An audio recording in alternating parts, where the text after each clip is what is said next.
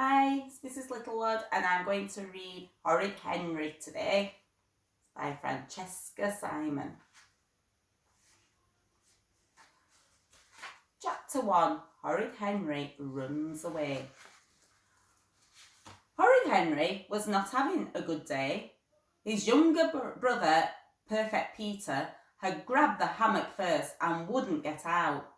Then Mum had ordered him to tidy his room just when he was watching Rapper Zapper on TV, and now Dad was yelling at him. "What's the meaning of this letter, Henry?" shouted Dad. "What letter?" snapped Henry. He was sick and tired of being nagged at. "You know perfectly well what letter," said Mum. "The letter from Miss Battleaxe, the 3rd this week." "Oh, that letter." Dear Henry's parents, I am sorry to tell you that today Henry poked William, tripped Linda, shoved Dave, pinched Andrew, made rude noises, chewed gum, and would not stop talking in class. Yours sincerely, Boudicea Battleaxe. Henry scowled. "Can I help it if I have to burp?" "And what about all the children you hurt?" said Dad. "I hardly touched William. Linda got in my way, and Dave and Andrew annoyed me," said Henry. "What a big fuss over nothing." "Right," said Dad. "I am very disappointed with you. No TV, no comics, and no sweets for a week." "A week?" screamed Henry. "For giving someone a little tap? It's not fair." "What about my letter?" said Peter. Dear Peter's parents, I am delighted to tell you that today Peter helped garden, shared with Sam, volunteered to clean the paintbrushes, picked up the balls in PE, and tidied the classroom without being asked. Well done, Peter. He is in the Good as Gold book for the 3rd time this month, a school record. Yours sincerely, Lydia Lovely. Dad glowed. At least one child in this family knows how to behave. Peter smiled modestly. You really should think more about other people, Henry, said Peter. Then maybe one day you'll be in the Good as Gold book. Horrid Henry snarled and leapt on Peter. He was primordial slime oozing over a trapped insect. Meow! howled Peter. Stop it, Henry, shouted Mum. Go straight to your room, now! Horrid Henry stomped upstairs to his bedroom and slammed the door. That's it, screamed Henry. No one in this family likes me, so I'm leaving. He'd show his horrible parents. He would run away to the jungle. He would fight giant snakes, crush crocodiles, and paddle alone up piranha-infested rivers, hacking his way through the vines. And he'd never, ever come back. Then they'd be sorry. Serve them right for being so mean to him. He could see them now. If only we'd been nicer to Henry, Dad would cry. Yes, such a lovely boy, Mum would sob. Why, oh, why were we so cruel to him? If only Henry would come home, he could always have the hammock, Peter would whimper. Why was I so selfish? Shame, really, thought Henry, dragging his suitcase from under the bed, that I won't be here to see them all wailing and gnashing their teeth. Right, he thought. I'll only pack things I absolutely need. Lean and mean was the motto of heroic Henry, jungle explorer. Henry surveyed his room. What couldn't he live without? He couldn't leave his grizzly grub box and dungeon drink kit. Into the bag went the box and the kit. His Super Soaker 2000 water blaster would definitely come in handy in the wilds. And of course, lots of games in case he got bored fighting panthers. Comics, Henry considered? Definitely. He stuffed a big stack in his bag. A few packets of crisps and some sweets would be good. And the box of Dago slime. Henry certainly didn't want Peter getting his sticky fingers on his precious slime. Teddy? Nah, Teddy wouldn't be any use where he was going. Perfect, thought Henry. Then he closed the bulging case. It would not shut. Very reluctantly, Henry took out one comic and his football. There, he thought, he'd be off at dawn, and wouldn't they be sorry? Tweet, tweet. Heroic Henry, jungle explorer, opened his eyes and leapt out of bed. The early birds were chirping. It was time to go.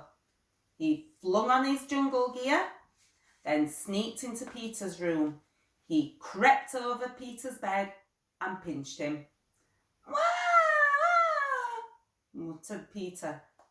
Shut up and listen, whispered Henry fiercely. I'm running away from home. If you tell anyone I'm gone, you'll be really sorry. In fact, you'll be dead. I won't tell, squeaked Peter. Good, said Henry, and don't you dare touch anything in my room either. Horrid Henry crept down the stairs. Bang, bump, bang, bump. His suitcase clunked behind him. Henry froze, but no sound came from Mum and Dad's room. At last, Henry was safely down the stairs. Quietly, he opened the back door and slipped into the misty garden. He was outside. He was free. Goodbye, civilization, thought Henry. Soon he'd be steaming down the Congo in search of adventure. Of course, I'll need a new name, thought Henry as he began his long trek, to stop Mum and Dad tracking me down. Henry Intrepid sounded good. Piranha Pirate also had a nice ring. And I'll need to disguise myself too, thought Henry. He'd wait until he got to the jungle for that. He stole a quick glance behind him. No search party was after him. Henry walked and walked and walked. His suitcase got heavier and heavier and heavier. Phew! Henry was getting a bit tired dragging that case. I feel like I've been travelling for miles, thought Henry. I think I'll stop and have a little rest at the secret hideaway. No one will find me there. Horrid Henry clambered into the treehouse and stepped on something squishy. Ah! Screamed Henry. Ah! Screamed the squishy thing. What are you doing here? Snapped Horrid Henry. What are you doing here? Snapped moody Margaret. I've run away from home, if you must know, said Henry. So have I, and this is my tree house, said Margaret. Go away. You can sit here if I want to, said Henry, sitting down on Margaret's sleeping bag.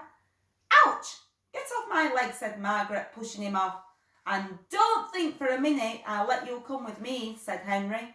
You can't come with me either, said Margaret. So where are you going?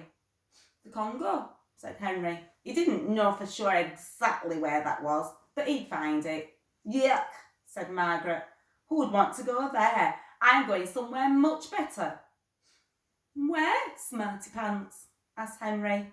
He eyed Margaret's rather plentiful stash of biscuits. Susan's house, said Margaret. Henry snorted. Susan's house? That's not running away. It is too, said Margaret. Tisn't, tis, tisn't, tis. And I slept here all night, said Margaret. Where did you sleep? Henry eyed the distance between himself and Margaret's biscuits. Whistling nonchalantly, Henry stared in the opposite direction. Then, quick as a flash, snatch! Henry grabbed a handful of biscuits and stuffed them in his mouth. Hey, that's my running away food, said Margaret. Not anymore, said Henry, snickering. Right, said Margaret. She grabbed his case and opened it. Then she hooted with laughter. That's all the food you brought, she sneered. I'd like to see you get to the jungle with that. And all those comics? I bet you didn't even bring a map. Oh, yeah, said Henry. What did you bring? Margaret opened her suitcase. Henry snorted with laughter. Clothes? I don't need clothes in the jungle. And anyway, I thought of running away first, jeered Henry. Didn't, said Margaret. Did, said Henry.